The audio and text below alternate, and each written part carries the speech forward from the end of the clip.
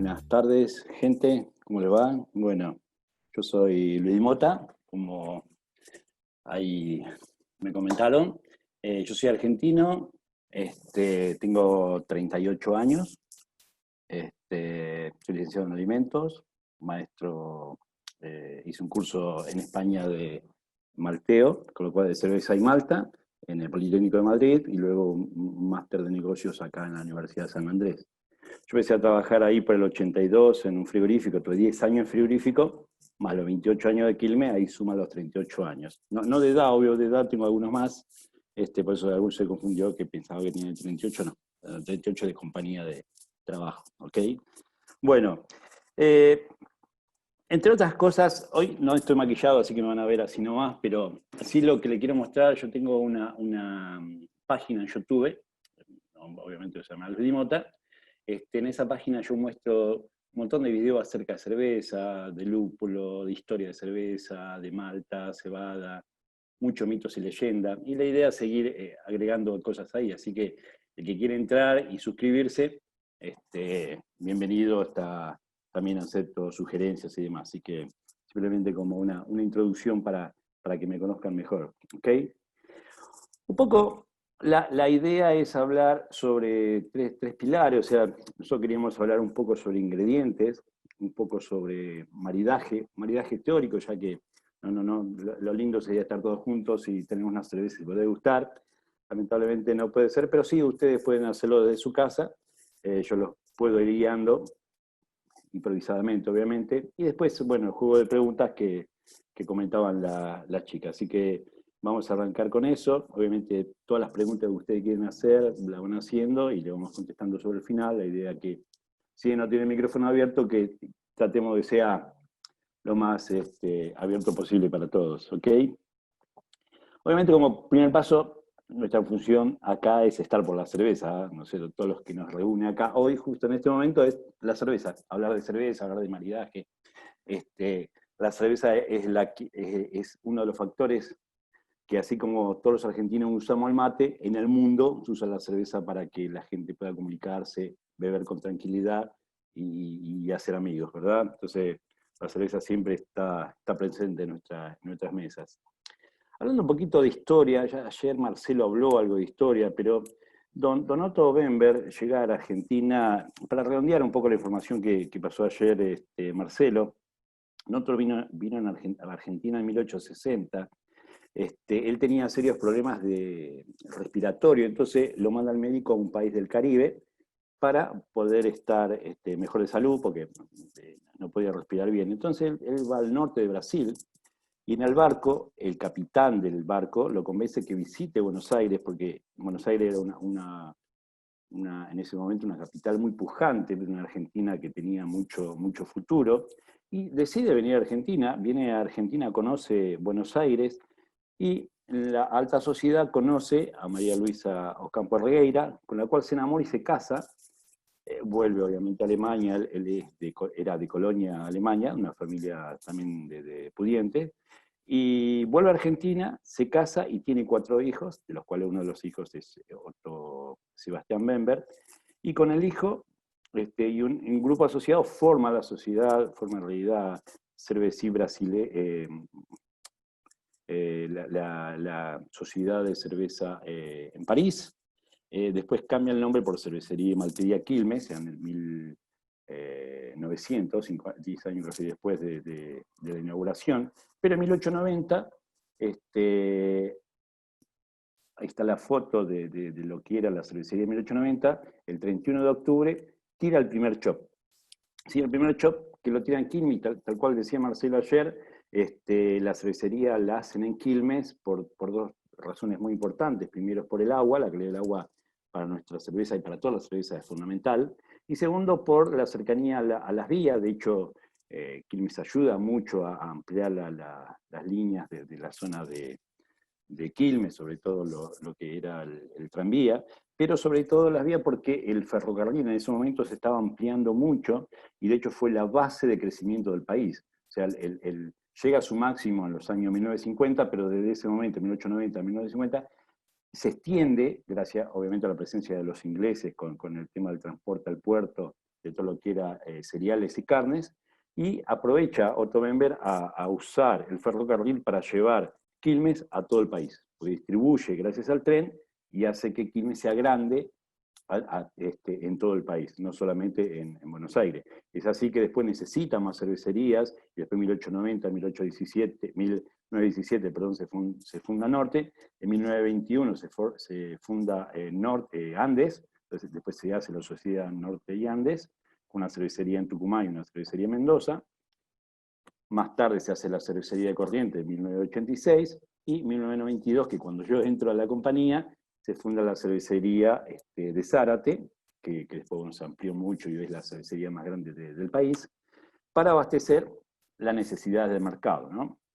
Y lo que puse acá es una foto de 1997, que es la actual sala de Quilmes, y más que nada para mostrar el avance tecnológico que desde 1890 a 1997, hoy más todavía, hoy habría que poner fotos de Zárate, pero quería centralizarme en Quilmes, cómo la tecnología fue creciendo y eso fue mejorando la cerveza y la tecnología de producción de cerveza. Hoy muchos preguntan, ¿pero es la misma Quilmes de antes? Sí, es la misma receta, pero la cerveza es mucho mejor porque tiene mucha más tecnología, tiene un montón de corrección de defectos, y hoy, por ejemplo, el oxígeno, que es uno de los enemigos de la cerveza, casi no lo tiene, y una cerveza nuestra puede, que es como salió clásica, ¿no? Pudimos eliminar todos los conservantes y demás sin necesidad de usar nada, porque la tecnología sí lo permite, y nuestra cerveza dura mucho tiempo sin necesidad de ningún aditivo, gracias a la tecnología y el avance tecnológico de nuestra empresa. También habló de marcas globales. La compañía tiene 3 marcas globales: Stella, que es una cerveza de 1366, es una cerveza muy, muy antigua, que se quedó ahí en Bélgica, como origen, y que hoy es una cerveza global porque se distribuye en todo el mundo. Y también tenemos Corona, que es una cerveza mexicana que se fundó en 1922 por españoles que estuvieron ahí en México, y obviamente la Budweiser, que es una cerveza también, una cerveza americana, con muchos orígenes alemanes, cerveceros alemanes que fueron, y terminaron armando lo que es cerveza Budweiser. Son 3 cervezas que en cualquier lugar del mundo que uno va, uno las encuentra, ¿no? Por eso se llaman cerveza global, y tienen como un cuidado especial, porque lo que tomamos en China o lo que toma en Estados Unidos, la Budweiser tiene que ser igual, o la Stella que nosotros tomamos, que nosotros hacemos aquí en Zárate, sabe igual acá como en Bélgica. O la Corona, que también es lo mismo, ¿no? Eso es un respeto muy especial por cervezas que tienen que distribuirse a lo largo de todo el mundo.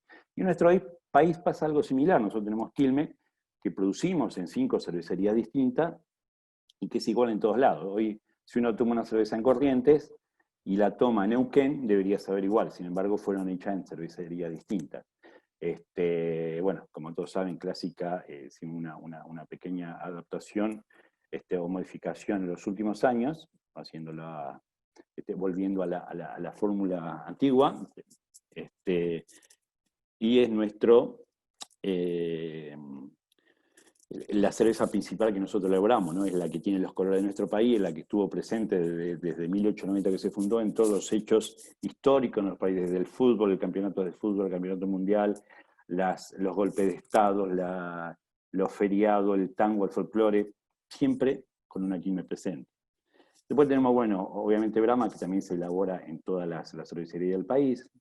Andes Origen, que es una cerveza que nació hace pocos años, que nació en Mendoza, como una respuesta a una necesidad de una cerveza de exquisita que para elegidos, ¿no? Una cerveza muy, muy, muy, muy bien elaborada. Y Patagonia, que si bien Patagonia desde 2008 apareció la primera Patagonia, la Amber, Patagonia Amber, se hizo su casa en el kilómetro 24-7, en la ruta 22, ahí en Circuito Chico, en Bariloche, hace pocos años, ya en 2017, no me equivoco bien, se empezó a hacer su casa donde hoy se elaboran todas las Patagonias exclusivas que tiene Patagonia. O sea, todos saben que las que se venden a mucho volumen, la capacidad no le da y se elaboran en Zárate, pero en Bariloche se crean y se ejecutan todas las variedades de Patagonia que pueden no tener éxito. O sea, si alguno quiere tomar alguna Patagonia que no está en el mercado, tiene que ir a Bariloche, porque es donde se elaboran justamente estas cervezas, que son el origen donde crean todas las cervezas Patagonia, ¿sí? Dicho esto, sobre cervezas, vamos a hablar de ingredientes. ¿Qué ingredientes tiene nuestra cerveza? Bueno, vamos a los ingredientes. La primera, la base, obviamente, es agua, o sea, más del 90% de la cerveza es agua, muy bien por todo lo que contestaron. El agua, de hecho, hace algunos tipos de cerveza. La cerveza Pilsen fue elaborada en forma distinta, entre otras cosas por la calidad de agua que había en ese momento en Pilsen, en República Checa. Así que el agua es clave, y de hecho, cuando Quilmes se fue a Quilmes, justamente una de las razones fue el agua, con lo cual está claro que el agua es fundamental. Después tenemos la malta de cebada, o cebada malteada, como pusieron algunos, y la malta de cebada es el corazón de la cerveza. Históricamente se sabe que el hombre empezó a vivir en comunidad hace 10.000, 11.000 años atrás, y de hecho encontraron restos fósiles de cebada domesticada hace 10.500 años. ¿Sí? Eso lo que hace pensar es que el hombre, la primer pan que elaboró fue de harina de cebada, no de trigo, y ese pan que el hombre creó en ese momento, seguramente lo ha dejado en agua, esa agua mojó todo ese pan, toda esa harina macerada, hongos o levaduras presentes en el medio ambiente fermentaron ese pan o ese almidón que había en ese pan, y el fermentado formó alcohol y formó una especie de cerveza, un origen de cerveza. Entonces, así se supone como la cerveza empezó, se creó, o se inventó, se descubrió accidentalmente la cerveza. Lo que sí hay escrito es que hace 3.000 años antes de Cristo, los sumerios tienen escrito que ellos elaboraban cerveza. También lo decían los babilonios un tiempo después, incluso posteriormente los egipcios marcan que ellos tenían la 2/3 parte de la producción de cebada, la dedicaban a hacer cerveza. ¿Sí? Esa es la historia. Luego de ahí, obviamente, se transportó a Europa. Europa hizo, obviamente, la base de la cerveza, de toda la tecnología, siempre fue ahí. Cuando Colón descubre América en su tercer viaje, trae semilla de cebada y siembra algo de cebada. La cebada llega primeramente al sur de Estados Unidos, donde están los primeros cultivos. ¿Y qué pasa en Argentina? En Argentina, cuando Otto viene y hace Quilmes, o Vieque, que también fue la primera cervecería antes que Quilmes, crean su cerveza, lo que hace es importar la malta. Acá o sea, la cebada no existía acá. Acá en América, como alimento cereal, existía el maíz, que es el más popular, que obviamente después también se distribuyó por todo el mundo gracias a las colonizaciones. Pero la cebada no es origen de acá, por lo tanto se traía siempre malta. Como consecuencia de la Primera Guerra Mundial, obviamente uno de los primeros problemas es la falta de malta en nuestro país, en todo el mundo, pero principalmente en Quilmes faltaba malta. Entonces, entre los negocios de la familia Bember estaba una destilería en Hudson, y se da cuenta la importancia de tener malta propia. Entonces lo que hace es traer cebada, no malta, y empieza a maltear en Hudson cebada importada para hacer malta. Pero más tarde, ya no solo con la Primera Guerra Mundial, sino también con la Segunda Guerra Mundial y todos los problemas sociales que se dieron en ese momento, en el año 30 se contrata a un genetista, Enrique Klein, que se empieza a desarrollar o a estudiar si se podía sembrar cebada en Argentina. Lo logra, de hecho la cebada en Argentina es una de las mejores cebadas del mundo, y se logra hacer la primera variedad Jeda, que es la primera variedad argentina, que se utilizaba para hacer cerveza. Eso sucede en el año 53, o sea, mucho después de la Segunda Guerra Mundial. Y después, entre el INTA, el gobierno de Quilmes, siempre se asociaron para hacer variedades de cebada y demás, hasta el año 74, que Quilmes decide poner su propio criadero en Tres Arroyos y genera sus propias variedades. Hoy el criadero sigue estando, ahí está el ingeniero Antonio Aguinaga, mi amigo, que es la persona que más sabe de cebada en el país, yo diría en el mundo, de los pocos que saben tanto, y genera año a año un montón de variedades que nosotros usamos, no solo nosotros, sino que se utiliza casi todo Sudamérica. Nosotros alimentamos con nuestra cebada porque el suelo y la franja de clima es propicia como cultivo de invierno para hacer cebada. ¿Sí? Entonces, esto tiene que ver con la cebada. Y después tenemos el lúpulo. Un dato no menor, para que nosotros podamos usarla en cervecería, la cebada tiene que transformarse en malta. ¿Qué significa eso? Que yo tengo que germinar la cebada, hay unas plantas que se llaman malterías, nosotros tenemos una muy grande en Tres Arroyos que produce para todas nuestras cervecerías, y también exporta a los países limítrofes. Entonces es un proceso que dura entre 5 y 6 días, donde la cebada se humecta, se hace una germinación, que es donde hay todas unas reacciones internas, que es como si el grano fuera a crecer, nosotros no lo dejamos, y en ese proceso hay un montón de transformaciones internas que hace que los almidones y demás se transformen, forman enzimas, hay unas disoluciones de proteínas, y eso queda preparado para que nosotros podamos usar en cervecería. Entonces, la malta es la que va a la cervecería, y en la cervecería se puede usar. Si recibiría cebada, no la podría procesar porque necesita este proceso de malteo para que la pueda usar en cervecería, ¿sí? Por eso es malta y no cebada, es malta de cebada, ¿ok? El otro tema es lúpulo. Y lúpulo también tiene una historia parecida con la cebada. O sea, al igual que la cebada, pero acá más complejo, el lúpulo es una enredadera, como ven en la foto, muy grande, de unos 5 o 6 metros de alto, que tiene todos unos conos. Esta planta empieza a crecer los meses de octubre y se empieza a cosechar entre principios de marzo. Eh, es una planta perenne, es decir, que las raíces siempre están en el suelo, lo que se hace es cortar la rama de abajo y de acá arriba todo eso se saca y luego va a lo que se llama cosechadora, que es separar los conos de las hojas, y ese cono es el que se utiliza para hacer cerveza. Como decía, es una planta que solamente crece entre latitudes 35 y 50 del cono sur o del cono norte.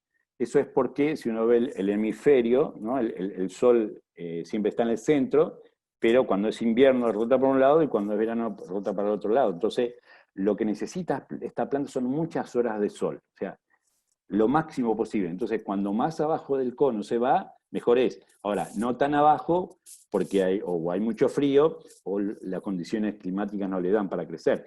Por eso nosotros sembramos en la zona de Bariloche, nosotros tenemos un cultivo propio en Fernández Oro, ahí al lado de Neuquén, y después hay otro cultivo importante en Bolsón, que son propiedades de productores que generan lúpulo. ¿Sí?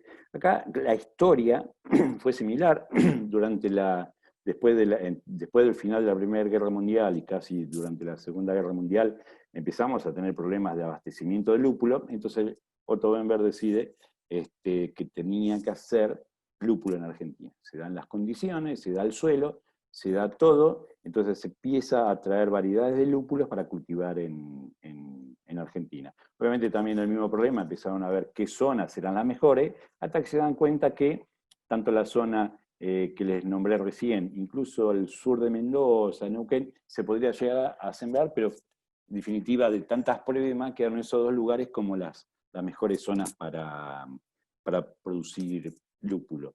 De hecho, nosotros tenemos variedades propias, Mapuche, Nahuel y Traful son variedades realizadas por Quilmes, son variedades aromáticas, y también se importa porque la capacidad de producción de Argentina no da para toda la cervecería, entonces se importa de los grandes productores, que son Alemania y Estados Unidos son los más grandes productores. De hecho, Estados Unidos es el mayor productor y Alemania es el segundo productor. ¿Sí? Estos son los constituyentes de la planta, es decir, son las hojas, los tallos y el cono. Lo más importante para nosotros es el cono. Todo lo que es hoja y demás se puede utilizar para armar incluso canasto, el tema de los tallos, pero en general las hojas y demás se utilizan como material fertilizante.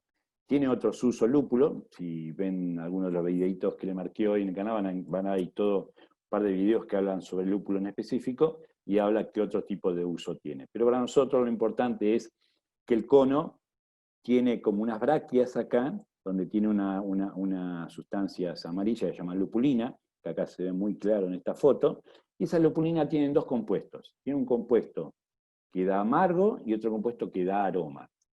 Y de hecho, los lúpulos están separados en dos clases. Son los lúpulos aromáticos o lúpulos de amargo. Los aromáticos es porque tienen dentro de estas sustancias aceites esenciales que son los que dan aroma. En general, cuando uno toma una cerveza muy lupulada, una IPA por ejemplo, uno puede sentir olor a lúpulo y son todos esos aceites esenciales, que son compuestos bastante complejos, que depende de qué variedad de lúpulo puede tener más o menos o distintos olores. Y después están los otros lúpulos que son de amargo, que tienen menos cantidad de aceite esencial, pero tienen gran cantidad de resinas alfa, y esas resinas son las que disueltas en la cerveza le dan ese sabor amargo típico que nosotros sentimos cuando tomamos cerveza. ¿Sí? Entonces, este lúpulo, que se denomina condimento a la cerveza porque no son grandes cantidades que usa la cerveza, pero el impacto es muy grande, tanto en sabor como en aroma, e incluso ayuda a la espuma. Grandes cantidades de lúpulo hacen que la cerveza tenga una espuma mucho más duradera. ¿Sí? Y también actúa como antiséptico y demás. Entonces hasta acá hablamos del agua, hablamos de la malta de cebada y del lúpulo. Pero el cuarto ingrediente tiene que ver con la levadura. Fíjense qué cosa rara, ¿no? El hombre descubre la cerveza cuando se mezcla el agua y la malta en las condiciones debidas para que se formara un líquido parecido a cerveza. Ahora, nunca se supo el hombre cómo se producía el alcohol. Sin embargo, en el año 820 había un monje que se llama Adelardo de Corbie, que empieza a utilizar unas plantas, porque tenía un jardín en Pipino el Breve, ahí en el Imperio Carlomagno, en realidad Pipino fue el padre de Carlomagno, tenía plantaciones de lúpulo que usaba como jardín, como flores, como planta de jardín. Y le dona a Corbie plantas, y Corbie empieza a hacer pruebas y se da cuenta que ya algunos usaban estos lúpulos para amargar la cerveza porque le daba ciertas condiciones de espuma, era más estable y demás. Imagínense una cerveza sin lúpulos, o sea que no tiene amargo, no tiene, o sea, una cosa muy insípida, ¿no? Entonces era de ponerles algunos otro tipo de cosas que le levantaran el sabor. Y él descubre que el lúpulo era ideal y que formaba una bebida realmente importante. Y eso recién se sabe en el año 800 y pico. Después, bueno, más tarde aparecen otros personajes que también hablan del lúpulo, pero recién ahí se empieza a usar y tarda casi 100 años en que todo el mundo aprenda que el lúpulo era parte de la cerveza. De hecho, el Código Alimentario exige que tenga lúpulo para ser llamada cerveza. Eso fue en el año 800 y pico. Pero la levadura, recién cuando se cubre el microscopio, allá en 1300, Louis Pasteur, en 1857 se da cuenta que la levadura es la que fermenta el mosto. 1850, o sea, recién ahí se da cuenta que la levadura es parte del componente de la cerveza. ¿Sí? Fíjense cómo fueron pasando los años hasta descubrir que recién ahí la levadura formaba parte de la cerveza. Y obviamente pocos años después se descubre un segundo tipo de levadura. Hasta ese momento había una sola levadura, que era la levadura que hoy se conoce como levadura ale o levadura de alta, que usa la mayoría de las cervezas craft, que es la Saccharomyces cerevisiae, que esa levadura fermenta a temperaturas generalmente altas, 20-25 grados. Pero se descubre otra levadura, y en 1859 un cervecero alemán en República Checa hace la primera cerveza lager con esta levadura nueva, que a diferencia de la otra levadura lo que necesitaba era frío, o sea, debería almacenarse la fermentación por debajo de los 10-15 grados, y formaba una cerveza mucho más liviana, mucho más tomable, mucho más incluso estable, y aparece la levadura lager, o que hoy se llama Saccharomyces pastorianus, que es este tipo de cerveza, este tipo de levadura. Entonces, hoy en la industria existen dos levaduras la de alta y la de baja, las dos producen cerveza, pero es un poco distinta la intensidad y el tipo de cerveza que estamos haciendo, ¿no? Pero recién a partir del 1850 y pico, que los cerveceros y toda la industria se da cuenta que deberíamos tener levadura para hacer cerveza. Obviamente aparece ahí todas tecnologías nuevas para purificar levadura y toda esa historia, ¿sí? Entonces, esto es un resumen de los ingredientes de la cerveza. Y para que tengan alguna idea de algunos números, hoy en Argentina tenemos alrededor de 900.000 toneladas de cebada por año. Lo que nosotros producimos son unas 455.000 toneladas de malta, entre 2 malterías, Maltería Pampa y 3 Arroyos, y el resto de la cebada se exporta a los países limítrofes también para hacer cerveza. O sea, nosotros, Argentina, hace en exclusiva toda cebada cervecera. Por encima de la cebada hay dos tipos de cebada. Está la cebada cervecera, que tiene una cierta característica en qué cantidad de proteína, pureza, calibre, o sea, tamaño de grano, etcétera, que la hace especial para cerveza. Y después hay una cebada que se llama forrajera, que es solamente para alimento de ganado, que en general se hace mucho en Europa y en otras partes del mundo donde la producción de cebada es mucho más alta en cuanto a producción, ¿sí?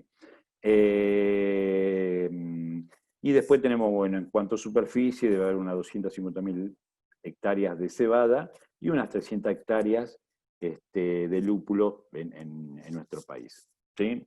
Imagino que acá deberían tener alguna respuesta, yo le debería preguntar preguntas y demás, pero espero que anoten ahí preguntas para que podamos evacuar en segunda parte. Lucila, Obvio. ¿algo para agregar? Sí, solamente voy a sumar que ya pasamos a otra preguntita más. Así, vamos a ver si realmente me acompaña. Si el Menti no me acompaña, volvemos al chat, pero mientras tanto vamos al Menti. Ahora si querés pasar una, Luis, así ya... Principalmente es, ¿qué sentidos usamos para degustar la cerveza? O sea, no sé cuántos saben de todo lo que es maridaje y cómo degustamos la cerveza, pero mientras tanto, por favor, vayan tirando en el chat si el Menti funciona. Que Funciona, me diga, funciona. che, Lu, está todo ok. Gracias, Santiago. ¿No? Buenísimo, así que ya vamos directamente a mí, realmente. Vamos bien, vamos bien. Garganta, me gusta. Olfato, tacto, tativo. Ok.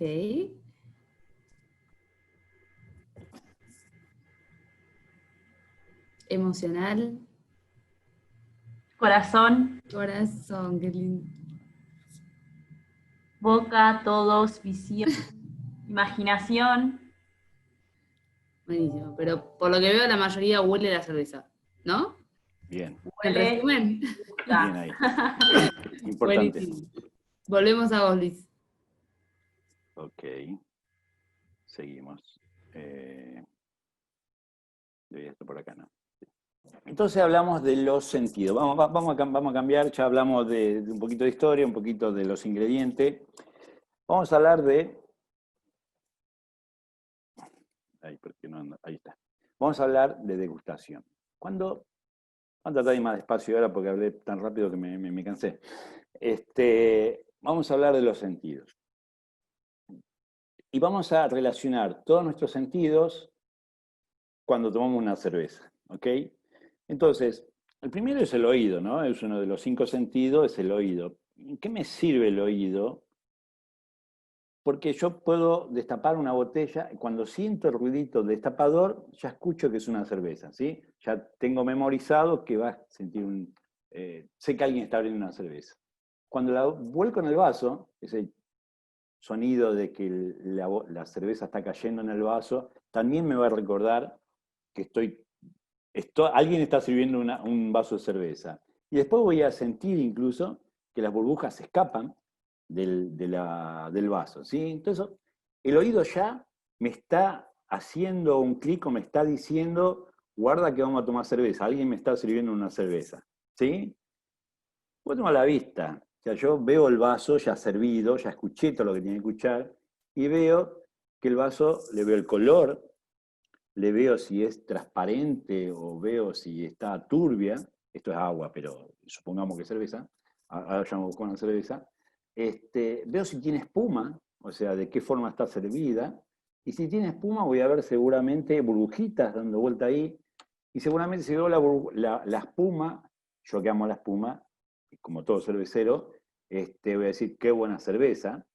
Entonces, la vista ya me dice cómo voy a degustar, porque ya los dos primeros sentidos, o sea, escuché cómo caía la cerveza en el vaso, la vi, me gustó, ya tengo dos sentidos que me dicen, esta cerveza puede estar buena. Caso contrario, mi percepción dice, esta cerveza no tiene espuma, está toda, el vaso está sucio, tengo alguna turbidez, ya sé que no me va a gustar, o sea, ya me afectó mi capacidad de degustación, ¿sí? Después tengo el tacto, yo agarré el vaso, digo, está caliente, no me gusta, o está fría, qué bueno, está fría, ¿sí? El vaso está transpirado, siento como el agua, como me moja la mano, y estoy sintiendo qué está pasando con la cerveza que me sirvieron. O sea, tengo los tres primeros sentidos, ya me están diciendo algo de cómo voy a degustar la cerveza. Después faltan dos más, aparece el olfato, lo que dijeron por ahí. El olfato es clave. El olfato, ¿yo qué voy a hacer? Por ahí los cerveceros nuevos lo hacen, pero los antiguos no lo hacían, es oler la cerveza. El vino lo usa mucho, porque el vino, el gran tomador de vino tiene ya asimilado que tiene que oler el vino, y el cervecero nuevo también lo está haciendo, y voy a sentir, tiene aroma a lúpulo, tiene ésteres, tiene naranja, tiene banana, manzana, o sea, todos esos olores los voy a sentir si realmente le presto atención. Ahora, si sirvió en el vaso, agarré y tomé, y apenas voy a sentir algo cuando lo estoy tomando, pero no voy a utilizar el gran sensor que tengo en la nariz. Y por último, está la lengua, el gusto. O sea, cuando tomo, yo voy a degustar y voy a saber, está fría, está caliente, qué gusto tiene, ¿sí? Entonces, los cinco sentidos funcionan cuando yo tomo una cerveza. O sea, los cinco sentidos de alguna forma intervienen. Algunos por historia o por lo que yo aprendí, porque yo a la vista sé que si yo no veo la cerveza con espuma, brillante y con la burbujita saliendo, para mí seguramente va a tener un problema, o si no está fría, o si escucho, no sé, alguna cosa rara, ¿sí? Pero esos ya son prefijados, porque sé que esa cerveza va a estar buena. En cambio, el olfato y el gusto ya son más sensibles, porque actúan otras cosas. Entonces, cuando hablamos de olfato, estamos hablando de esto. La nariz percibe a través de las fosas nasales, percibe todos los olores que tiene la cerveza, que tiene muchos compuestos que dan aroma. Hay una membrana olfatoria y tiene un nervio olfatorio que va hasta el cerebro y tiene un montón de sensores que van a definir qué olores siento. En algunas personas, algunos sensores están más desarrollados que otros, y viceversa, algunos por ahí no están muy desarrollados. Entonces voy a sentir olores sulfurosos, olor a banana, sulfídrico si lo tiene. Todos esos olores van a pasar a través de la nariz y lo voy a sentir. Y eso me van a ayudar o no a saber si me gusta o no la cerveza de acuerdo a cómo yo tenga grabado el buen gusto de una cerveza. Y después está la lengua. Y la lengua define distintos sensores a lo largo de la lengua. En la punta tengo el dulce, atrás de todo tengo el amargo, tengo el salado y tengo el agrio acá en la punta. Entonces, y después tenemos el umami. Umami es un sabor que se fue descubriendo hace poco, que es un agradable, es como que tengo la boca llena de buen gusto. Cuando uno toma un tomate, el tomate generalmente se siente este sabor umami, ese es el más parecido que uno puede llegar a interpretar. Pero vayamos al dulce y al amargo. Cuando yo tomo un paso de los toros, ¿qué siento? Tomo el paso de los toros y siento dulce primero, pero después siento amargo. Digo que esta bebida está trazada y tiene un... No, es la lengua que siente, que primero sintió el dulce porque lo tiene en la punta, y después termino sintiendo el amargo al final, cuando termina de pasar el líquido, ¿sí? Bueno, eso me lo hacen los distintos sensores que tiene la lengua. Lo mismo para el salado, para el agrio y en el caso del umami, ¿sí? Todo esto participa cuando yo degusto una cerveza. Obviamente hay gente que está muy preparado y todo esto lo tiene mucho más desarrollado. Los degustadores de cerveza, los degustadores de vino, tienen todo, tanto la nariz como incluso la vista y el olfato, desarrollado para justamente encontrar que, en el caso de una cerveza, cumpla el perfil que tiene que tener una cerveza. O sea, clásica tiene que tener esto y esto. El degustador que va a hacer y va a degustar si realmente cumple los perfiles. O un degustador de IPA o un degustador de cualquier cerveza de que estemos hablando, ¿sí? Pero ahora, ¿qué pasa con el maridaje? ¿Qué es el maridaje? Cuando yo uno o dos cosas que se enlazan, se conectan, yo puedo hacer un maridaje. Ejemplo es unir dos colores, como azul y amarillo, rojo y blanco en otros casos. No, eso es de fútbol. Digo, si yo combino dos colores que van bien, que es una casa, un blanco con un marrón, o veo dos imágenes que armonizan, una pareja abrazándose, las que quieran, o también la unión entre una comida y una bebida, ¿sí? Cuando yo junto una comida y una bebida, estoy maridando dos cosas que pueden llegar a ser bueno si hago una buena combinación. Y el vino, durante muchos años lo ha hecho. O sea, todo el que es buen tomador de vino dice, no, este asado me va con un cabernet o no sé qué, no sé mucho de vinos, no, pero para esto, para el pescado necesito el vino blanco, porque bueno, todo eso es un maridaje.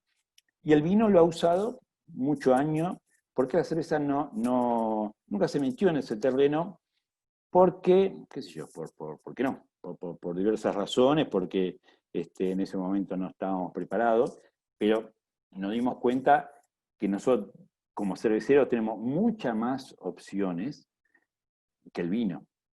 ¿Por qué digo esto? Porque la cerveza tiene mucho más elementos, mucho más compuestos, como para hacer un maridaje que lo que tiene un vino. El vino está formado por uva y agua, y la levadura. Son tres compuestos y que va a dar los compuestos dentro de esas tres razones. Ahora, la cerveza a su vez tiene lúpulo y a su vez tiene maltas de distintos tipos. Entonces, no es lo mismo una malta Pilsen que es pálida para hacer una malta, una cerveza Pilsen, que una cerveza Bock, una cerveza Stout, o una Red, o una Lager, o una Ale. Tengo millones de posibilidades para hacer millones de cerveza y por lo tanto millones de combinaciones con distintos tipos de cerveza, ¿sí? Entonces, ese tipo de combinación solamente se logra con la cerveza y una comida. Pero vamos a un maridaje de cerveza. Nosotros tenemos lo que se llama el APC o el ABC en inglés, que es alinear, puntear y cortar. En el caso, puntear es puente, ¿no? Por eso la B de bridge, de puente, que es para definir cómo yo hago un maridaje. Entonces, tenemos alinear, que es alinear intensidad de sabor, es decir, que los dos, tanto la cerveza como la comida, tengan un mismo nivel. Un ejemplo claro es una cerveza Lager Light con una Rabas livianita, entonces los dos son suaves y mantienen una misma línea de intensidad. Hacer un puente es crear un puente entre dos sabores típicos, por ejemplo, un brownie con un stout. Una stout, ¿qué tiene? Una stout tiene olor a chocolate, caramelo, y sobre el final tiene un gusto dulce. Y encima es oscura. El brownie que tiene es oscuro, el mismo color, una combinación de colores también es un maridaje. Tiene chocolate y es dulce. Entonces cuando yo junto las dos cosas, estoy teniendo un puente de dos distintos, una bebida y una comida. Y cortar es eliminar un sabor que no me gusta.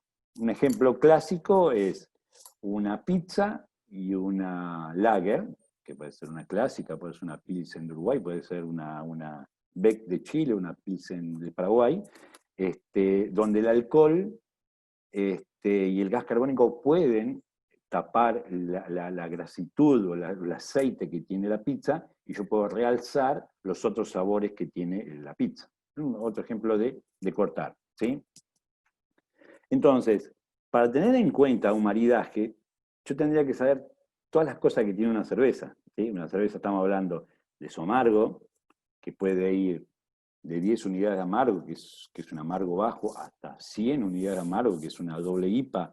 Entonces, todo ese rango de amargos tengo que definir cómo me va a impactar en la comida que tenga.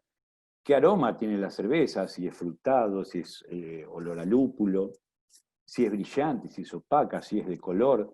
Como les decía hoy, el color puede ayudar a combinar. Si es maltoso, dulce o caramelo, de acuerdo a qué tipo de malta esté usando. En el caso de las Tau, como decía, es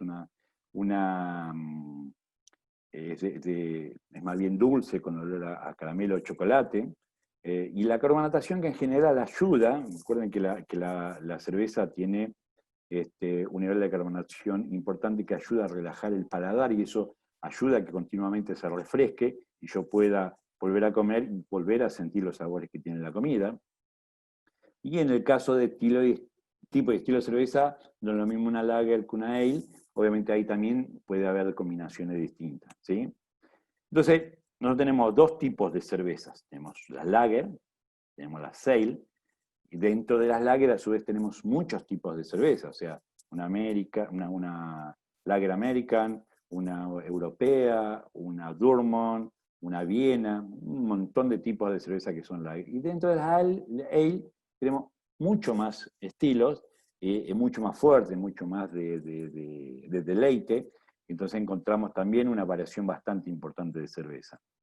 Obviamente que todas estas pueden combinar con distintos tipos de cerveza. Lo único que hay que hacer es tener imaginación y ver qué es lo que tiene cada una de las cervezas y qué es lo que tiene la comida para saber qué tipo de combinaciones yo puedo hacer. Entonces, en el caso de alinear, yo tengo que resolver el tema de que, bueno, el alcohol, el nivel de alcohol, el nivel de malta, el amargo, si es dulce, si tiene cuerpo, si tiene nivel de tostado dentro de la cervecería, y dentro de la comida, si tengo grasas, si tengo dulces, qué método de cocción tengo, si tiene picor o no tiene picor. En el caso de puentear también exactamente lo mismo, o sea, acá es importante, muy, muy importante el método de cocción. Y en el caso del corte, los mismos datos, o sea, tener en cuenta lo que es el dulzor, el tenor y demás, y siempre analizar las interacciones para poder entender cómo utilizar el maridaje. ¿Sí? ¿Cómo yo preparé acá 3 cervezas, 3 formas de maridar. ¿Cómo deberíamos hacer un maridaje? Este es un ejemplo clásico, una clásica, que es una lager, Americana Lager, que puede ser muy parecido, como decía hoy, a las Pilsen en Uruguay, Paraguay, o una Becker o una Paceña de Bolivia. Yo tengo una cerveza que tiene un nivel de alcohol medio, tiene un amargo más bien del medio para abajo, y que yo puedo tranquilamente maridar con un milanesa y papa frita. Yo digo que voy a hacer un corte, un maridaje tipo corte y un tipo puente. ¿Por qué? Corte porque con el alcohol, el nivel de alcohol de la cerveza, yo puedo eliminar el aceite que tienen las papas fritas, y cuando yo pruebo la cerveza con la papa frita, voy a realzar el verdadero sabor de la papa sin tener en cuenta el aceite. Y en el caso de la milanesa es lo mismo, pero a su vez, como la milanesa tiene un cobertor de harina, con huevo, el harinado que tiene alrededor, este harinado, como es un almidón, va a ser un puente muy sutil con los azúcares que tiene la cerveza, y yo debería sentir mucho más profundo el sabor de la milanesa. Entonces, ¿cómo debería ser el maridaje? Yo debería probar la papa frita, siento el sabor, me concentro en el sabor, después tomo la cerveza, siento su sabor, y después hago las dos cosas juntos. Como la papa frita y tomo la cerveza. Y me voy a dar cuenta cómo yo elimino el aceite de la papa frita sintiendo el verdadero sabor de la papa. Lo mismo sucede con la pizza, como le dice adelante, o con una picada, ¿sí? Yo los invito a que prueben. Por ahí en la pizza se siente mucho más, porque el nivel de aceite por ahí de la pizza es más grande que el nivel de aceite que le queda a la papa frita. Pero esto es un maridaje simple, fácil y que se puede hacer sin ningún tipo de problema. Otro tipo de maridaje es la wok con un asado. Ya estoy maridando colores más bien rojizos oscuros. En general tengo chori, tengo salchicha con un alto nivel de grasa. El asado en general tiene un nivel de grasa. Lo que estoy haciendo con el nivel de alcohol de la wok, que es más fuerte que el de la clásica, voy a estar cortando ese nivel de grasa y lo que voy a estar sintiendo es mucho mejor el sabor de la carne y mucho mejor el relleno tanto de salchicha como del chorizo. Y muy sutil voy a hacer un puente entre el quemado dorado que tiene la carne o el chorizo con el amargo de la wok, ¿sí?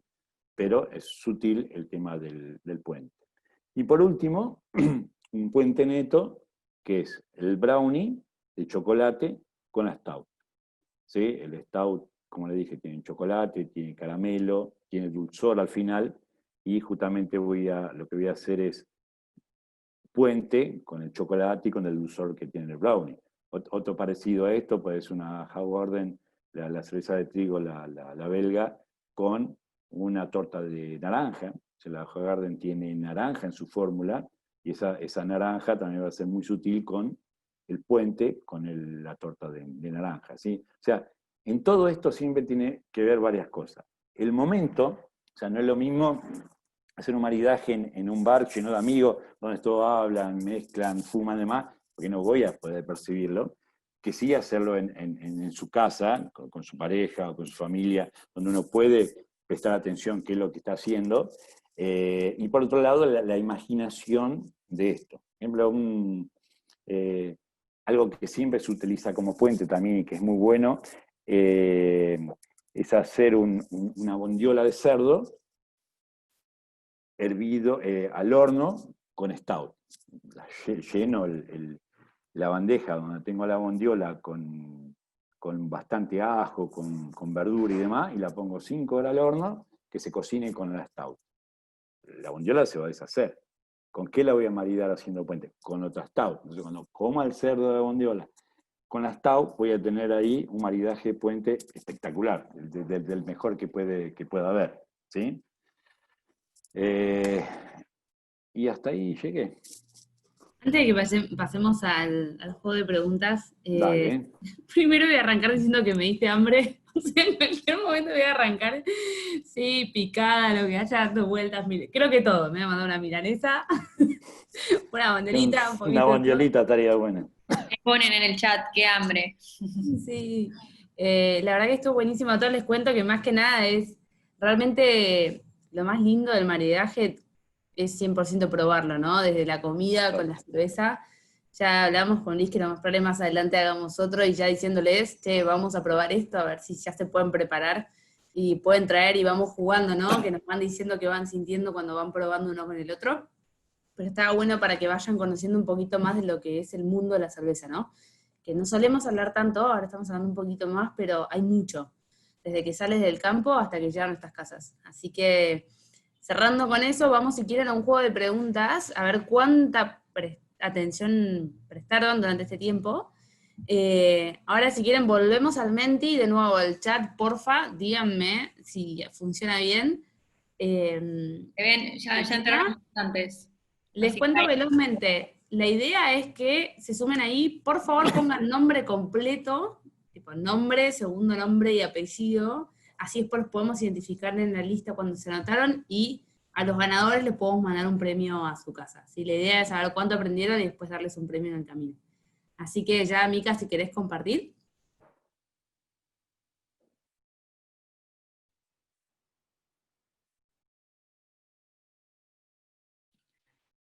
ahí esperamos 2 minutitos y arrancamos, que se están sumando más. Ahí tengan en cuenta que no solo se va a medir, digamos, lo que es la respuesta correcta, sino la rapidez. Así que también ahí sean rápidos para responder. Ok, uy, difícil, va a ser muy difícil, Vic. ¿Pusiste Victoria solo? ¿O Victoria y segundo nombre o apodo? Si pusiste apodo, escribime ahí Vicky. Esperemos que seas vos sola que diga Vicky, así ya tenemos ahí en el chat.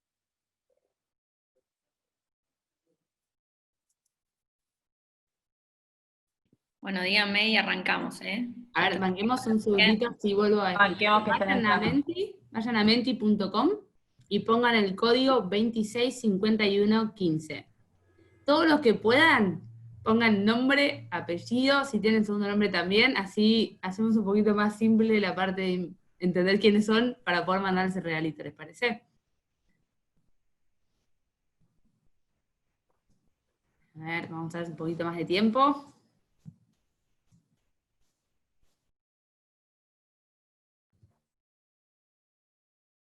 Si quieren que podemos hacer, empiecen a mandarme. Si ya están listos, si ya se inscribieron, empiecen a mandarme. A Esteban Sánchez no le aparece. Ahora vamos a mandar el link de nuevo. Con 265115, ¿no te parece, Esteban? A ver, lo voy a probar yo con ustedes. 2651. Me ponen que listo, que están. Bueno, hay algunos. Bueno, Elisa puso solo Elisa. Vamos a ver si hay dos Elisas o. Listo. Ya están listos. Sigue entrando gente igual, ¿eh? No, te invito, así estamos todos y damos oportunidades a todos, porque cuando ya arrancamos, si se meten tarde, pierden como algunos puntos por el tiempo. Así que estamos ready, me dicen por ahí. Ok. Bueno, ¿arrancamos? ¿Les parece? Vamos. Listo, Hola, ganador. arranquemos. Estamos ansiosos, ponen por ahí. ¿Qué tipos de lúpulo hay?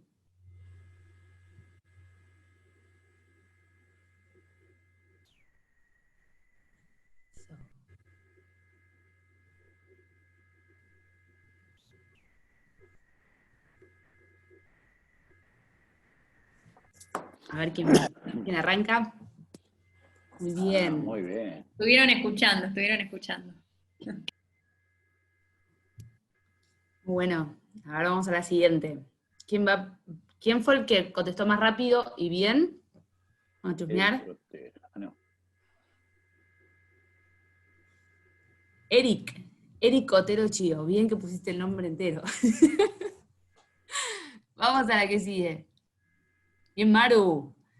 Está Cuencha por ahí.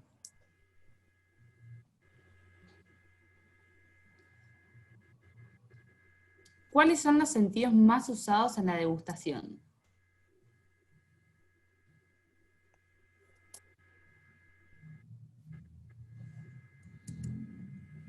Vamos que se llevan un auto. No era el auto, ¿no? No.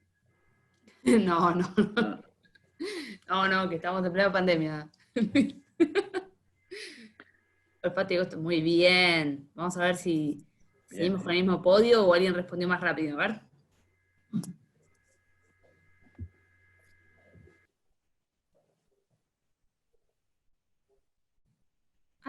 Pasó Gonzalo Barbero como primero, muy bien. Magalino es segunda. Bien. Vamos a la que viene, que nos quedan 3 más.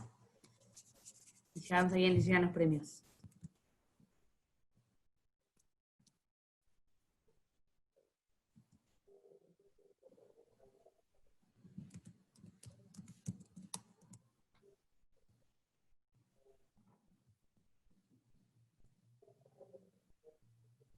esta era fácil.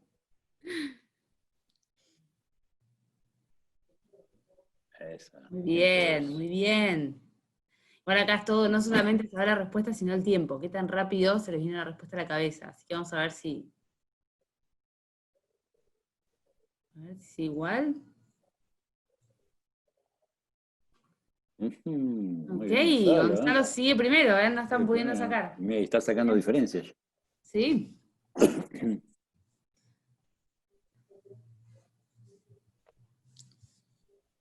¿Cuáles son los 2 tipos de levadura más importantes?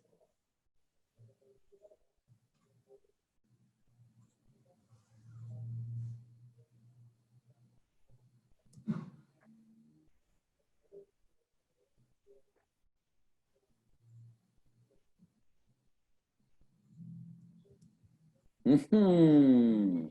Muy Estuvo bien. peleada esta, ¿eh? Sí, sí, sí. IPA, Ayer fue el día acuérdense que también no es una levadura, ¿no? Es un tipo de cerveza. ayer fue el día de IPA también, así que creo que alguno se confundió Ah, por ahí. puede ser. A ver cómo sigue. Ok, lo sacaron. ¿Qué Melanie pasó? pasó el podio. Muy bien. Nos queda la última pregunta. A ver, Vamos a chicos, la última. velocidades. Ahora con todo. ¿Qué diferencia hay entre cebada y malta?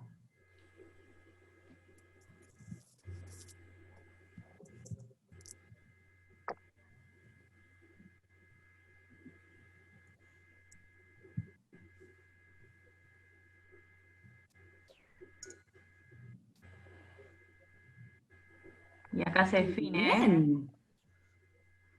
Muy bien. Y acá se define.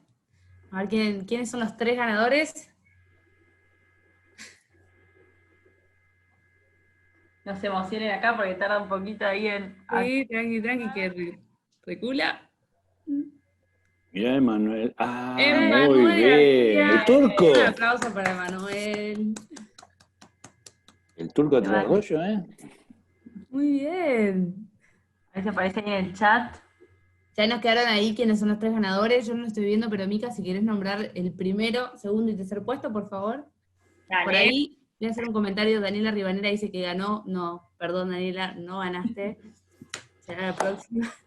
Marian quedó en el 63, Marian. Ay, casi. Emanuel García, Santi Viscoliti y Gastón Ariel Morinigo. Buenísimo. Ya, Bueno, chicos, Emanuel García de Tres Arroyos.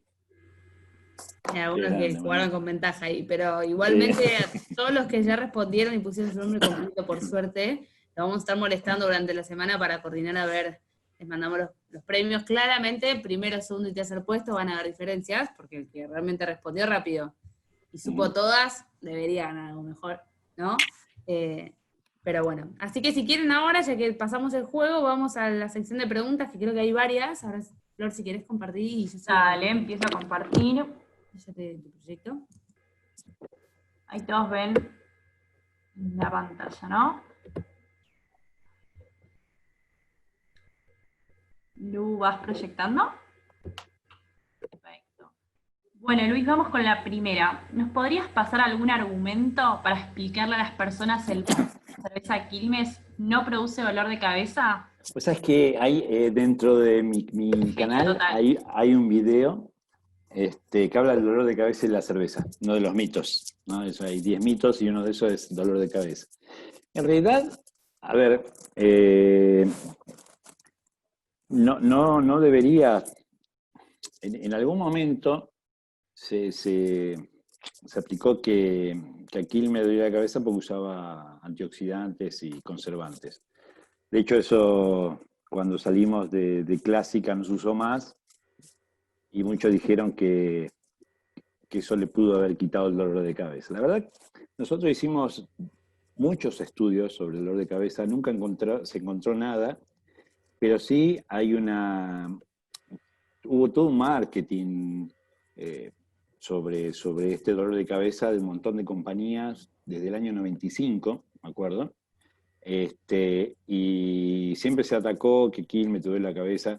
Después con el tiempo nos fuimos enterando que en otros países hacían lo mismo, incluso hasta Budweiser se le atacó del dolor de cabeza, a Kaiser en Brasil, algunas en Perú, en España, y todas siempre encabezada a la marca líder. La verdad no es un proceso natural, la fermentación, que no debería dar ningún producto. Sí hay un evento que es que la resaca, es decir, cuando uno toma mucha cerveza, el nivel de alcohol es superior, es que puede llegar a tener cualquier cerveza, casi todos tienen el mismo, por ahí la Ale un poco más. Salvo eso, no debería haber ningún componente para que te des un proceso natural.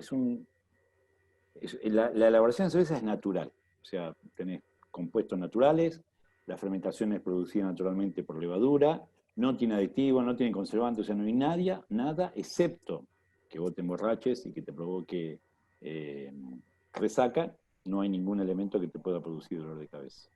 Y te recomiendo que vean el videíto ese de mitos y leyendas del dolor de cabeza, que ahí está mucho más extenso explicado. Extenso, buenísimo, buenísimo. Vamos con la que sigue. Nos preguntan, ¿cómo podrías definir en una sola palabra la cerveza Quilmes? Una sola palabra. Es muy difícil.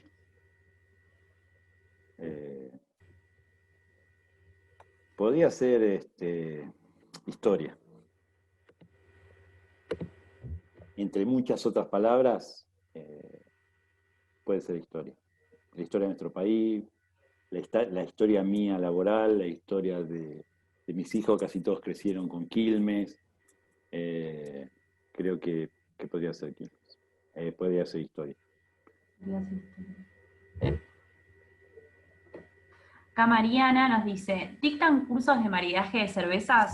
Pienso así como las bodegas de vinos tienen sus sommeliers, ¿cómo sería la persona que cata la cerveza?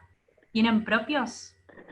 Sí, tenemos degustadores, son jueces sensoriales que degustan todas las cervezas en todas las cervecerías. Incluso en Estructura Central hay un panel de jueces que degustan todas las cervezas para mantener el perfil de las cervezas, se alineen con el perfil que deben estar, ¿no? Y de hecho antes había, bueno, ahora con el COVID no se puede, pero nosotros teníamos visita los fines de semana a la cervecería donde se le hacía un maridaje y se le enseñaban algunas cositas así como hacen las bodegas, ¿no? Pero sí se hace cata cerveza, te diría, casi todos los días. Y de hecho el panel está entrenado y tarda bastante tiempo para entrenar. Fíjate que yo hablaba de los sensores y hablaba de la lengua, cuando todo eso se desarrolla y hay gente que está más preparada porque naturalmente ya tiene un perfil de más sensible y esa gente se elige, se la entrena y son los que son los jueces sensoriales después, ¿no? Perdón. No, por favor. Acá Tomás nos pregunta de los sentidos y de la percepción antes de tomar una cerveza. ¿Qué te genera el nuevo lema de Bad? Intensa al principio, suave al final. ¿Suave nos lleva a pensar falta de amargura? A ver, Bad es una cerveza muy especial, ¿no? Una cerveza muy difícil de hacer. Creo que de las cervezas lager la más difícil que a mí me ha tocado fabricar, porque tiene una levadura especial, tiene un proceso bastante especial, y es una cerveza realmente suave y liviana, pero que cuando vos lo lees, la cantidad de aromas, de ésteres que tiene es tan fuerte que realmente te impacta. Ninguna de las cervezas que nosotros hacemos, obviamente con otros tipos de levaduras, genera tanta cantidad en una cerveza tan liviana. Muy difícil que una cerveza tan liviana tenga tanto nivel intenso de aroma. Una Budweiser realmente es muy rico sentir ese olor.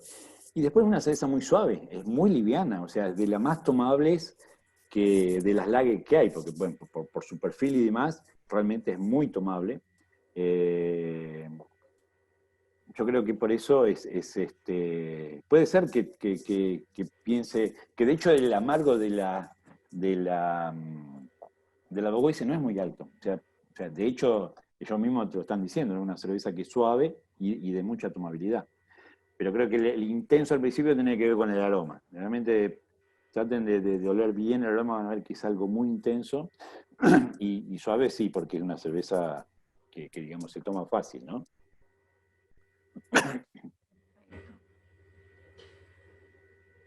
Acá Ramiro nos pregunta, ¿qué cambiaron en la fórmula de la cerveza para relanzar la Quilmes Clásica en 2018? Bueno, Clásica, lo primero que se hizo de Clásica fue sacar todos los antioxidantes y conservantes que tenía. O sea, nosotros en la antigüedad usábamos 2 conservantes. A ver, ¿cómo es la historia? Quilmes empieza a desarrollar mucha venta a lo largo de todo el país. O sea, para que una cerveza en ese momento tuviera una estabilidad en el tiempo larga, había que poner antioxidante por un tema de nivel de oxígeno y un conservante por el tema de los movimientos, de los largos trayectos y demás. Entonces, se invirtió mucho en tecnología, se bajó mucho el nivel de oxígeno, tanto en el llenado como en todo el proceso de elaboración, de forma tal que se eliminó totalmente el nivel de cualquier conservante que teníamos en ese momento. Y después se tuvo que tocar el nivel de amargo, se subieron 2 unidades de amargo a la clásica para compensar la sacada de uno de los aditivos que usábamos, que era para generar espuma. No para generar espuma, es un alginato, un alga que se usa, que usa Coca-Cola, que usan todas las gaseosas, que es para que la espuma se permanezca más en el tiempo. Entonces se eliminó eso y se conservó con más amargo, porque justamente el lúpulo te mejora la calidad de espuma. Se empezó con unidad y para que fuera redonda, o sea que el sabor no fuera afectado, se incrementó también un poco el cuerpo, la concentración de azúcares, para que justamente sea una cerveza redonda, digamos, en el sabor, ¿no? Que uno pudiera saber y que el amargo no desbalanceara sobre el aspecto del cuerpo. Y ahí quedó la clásica. Creo que una de las mejores lager que hay en Argentina, sin duda, hoy.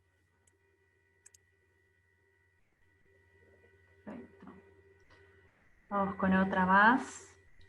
Acá también Tomás nos pregunta, ahora lo que es el maridaje, ¿Estela no debería lanzar más variedades de su cerveza? Ya que esta busca posicionarse como una cerveza superior, sofisticada, que potencia el disfrute de la comida. Sí, de hecho, bueno, en nuestro país se hizo la Noir, que es una cerveza Estela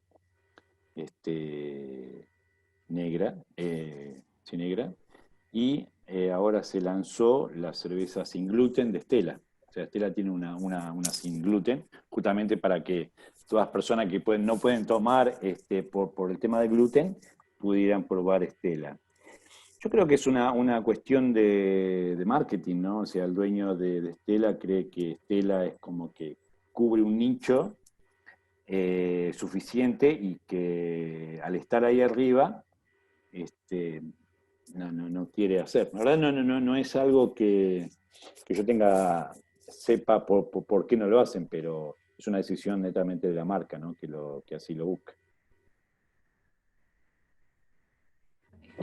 De hecho, es como que Estela nunca cansa, ¿no? Entonces no necesitan poner otra Estela, una Estela negra, una Estela de lo que sea. Acá nos preguntan por qué las cervezas artesanales no tienen tanta espuma o gas como las industriales. No, espuma tienen, ¿eh? De hecho, espuma yo he visto, de hecho, por el estilo de cerveza que tienen mucha espuma.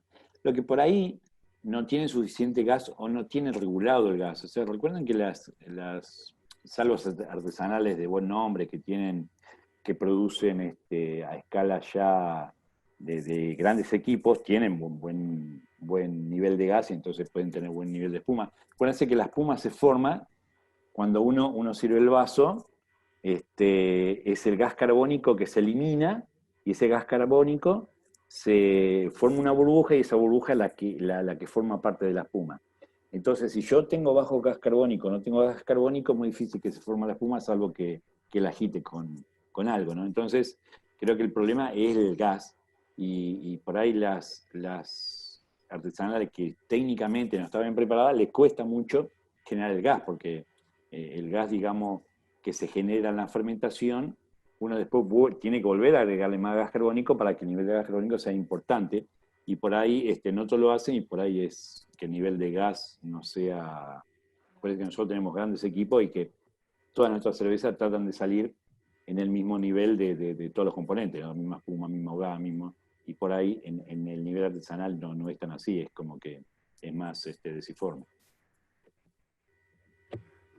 Perfecto. Acá Cristian, Pregunta que le voy a responder yo. vamos. Con 2 mensajes claros. Hoy en día estamos pasando por una situación, por ende claramente no estamos haciendo visitas a planta porque no en todos los lugares está regulado para abrir las puertas.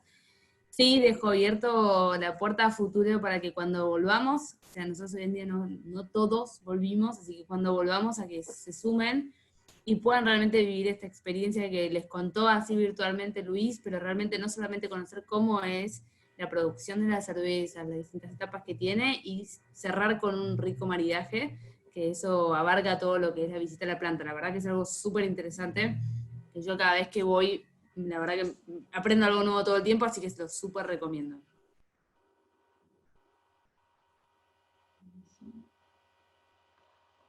¿Por qué la Quilmes Stout es dulce cuando existen Stout que son notablemente amargas?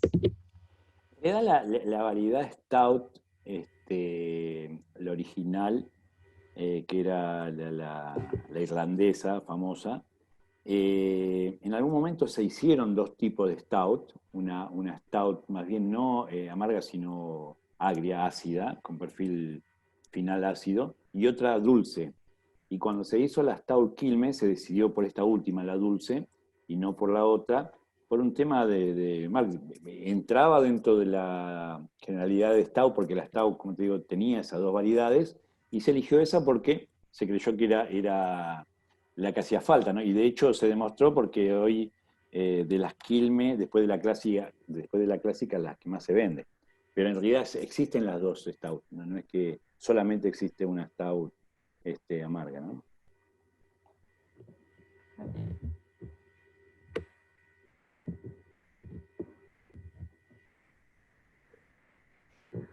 Cuando hay una sequía, al salir el grano, cálculo más concentrado en proteína, ¿el gusto de la cerveza cambia? Muy buena pregunta. En realidad no cambia el gusto. Mejor dicho, no debería cambiar el gusto. Lo que nosotros hacemos es todo lo necesario para que el gusto no cambie, pero sí trae grandes problemas, ¿no? Porque en realidad el gran problema del exceso de proteína es la estabilidad coloidal de la cerveza, más que el gusto. Y la estabilidad está dada porque todo el exceso ese de proteína que uno no puede manejar, si bien uno lo intensifica el hervido para sacar que precipite más proteínas, sobre el final uno tiene que agregar o usar más sustancias para eliminar el resto de proteínas y precipitarlas y sacarlas del medio. O sea, lo que terminas cambiando esto es que es caro, para la cervecería es caro sacar todo el exceso de proteína, pero no es que esa proteína queda en la cerveza. O sea, es como que siempre hay que hacer algo para sacar de encima el exceso de proteína, porque lo que provocaría en la cerveza es que la cerveza en poco tiempo se pone todo a turbio, o sea, todas esas proteínas se coagulan y generan una turbidez en la cerveza y hace que, bueno, que la cerveza sea muy feo, sobre todo una pilsen que es transparente, brillante, queda toda turbia. Pero no debería afectar el gusto porque en general, cuando hay una proteína que se llama ordeína, que es la proteína que queda en exceso. O sea, las proteínas un montón de distintos tipos de proteínas. Entonces hay un nivel de proteínas que son las que se usan y el resto, sobre todo la ordeína, que es la que crece, es más precipitable, que es la que debería sacarse y no debería afectar el gusto. ¿Sí? Perfecto. ¿Cuál sigue? ¿Cuáles son los pasos para ser maestro cervecero? La pasión, las ganas.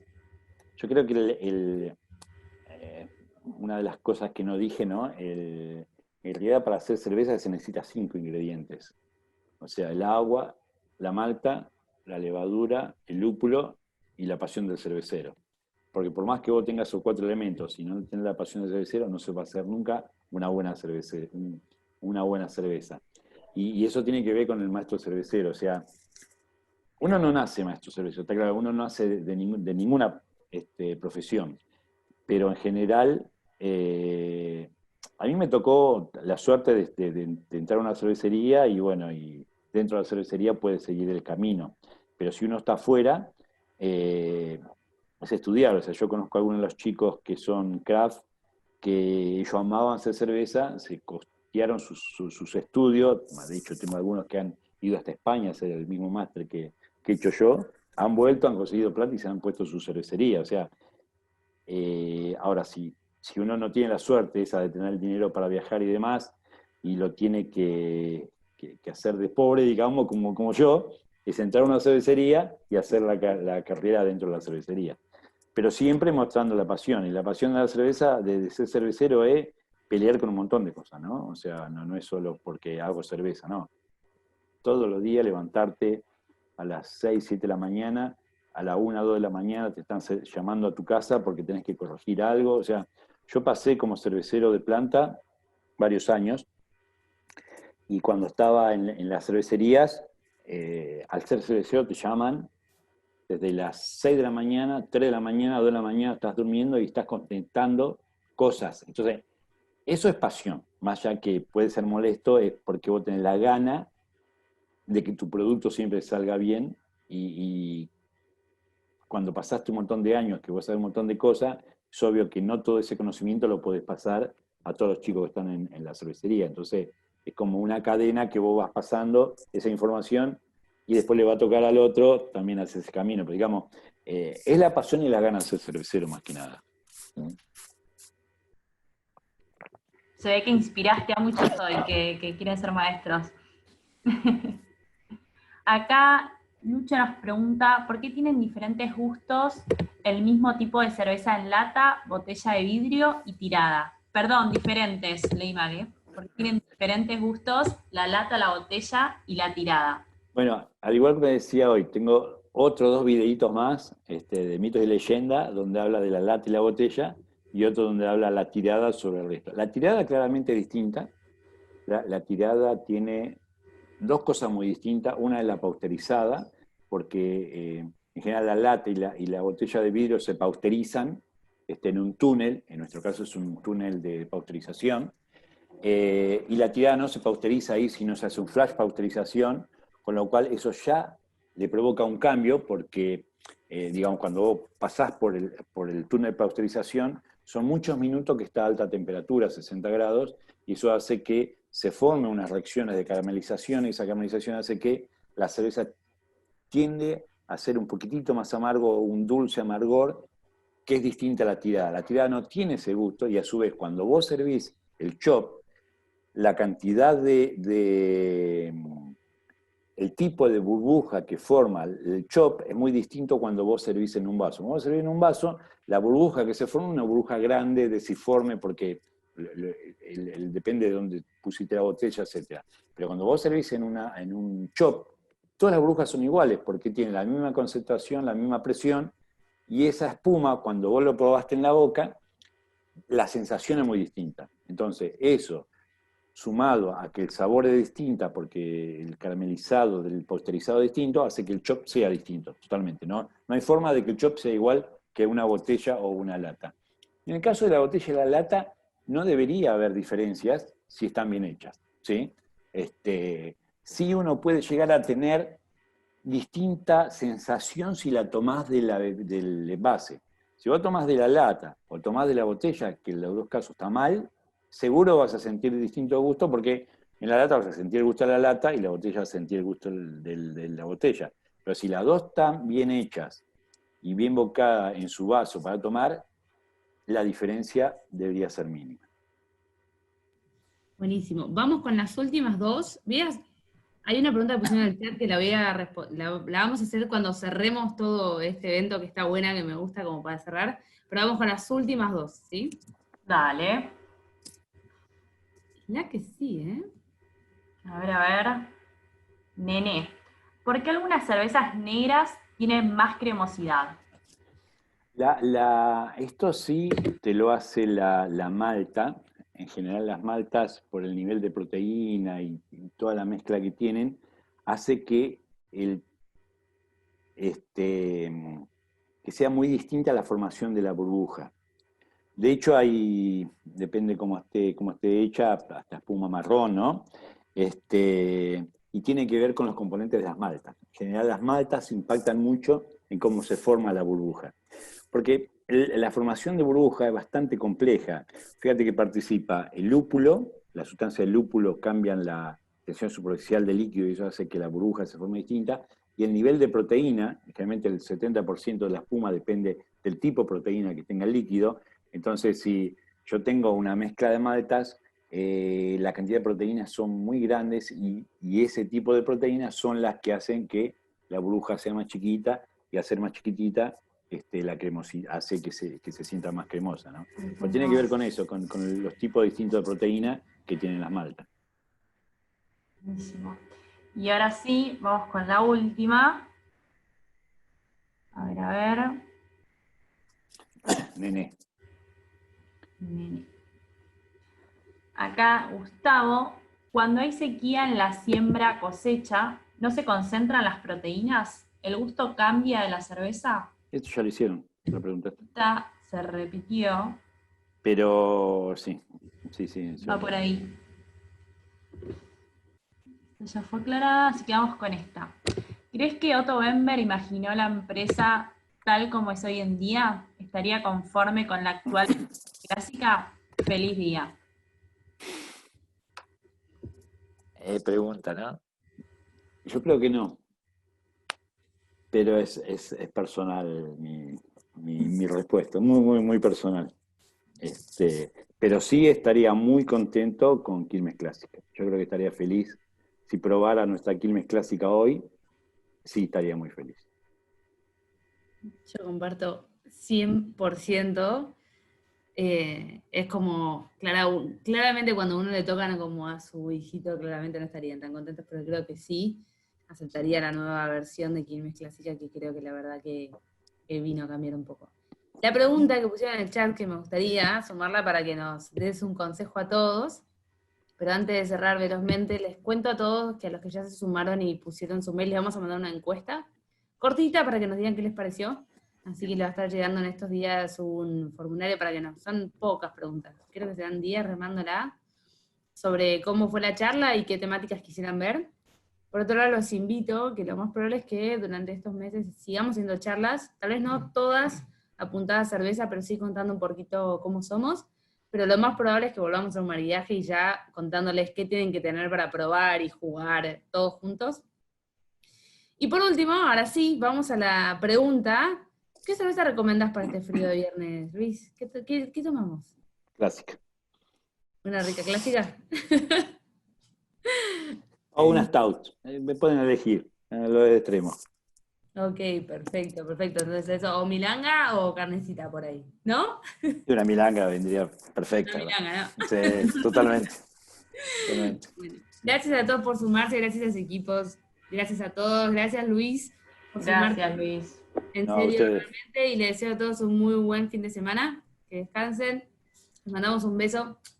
Nos vemos Feliz en la día para Feliz día todos. para todos. Feliz día. Chao, chao.